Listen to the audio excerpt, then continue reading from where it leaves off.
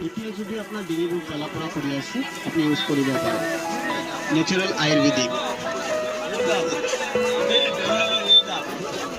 TV চেনেলত আপোনালোকে advance প্ৰচাৰ পায় প্ৰতিদিনে পাই থাকে কমেডিবোৰ চালচা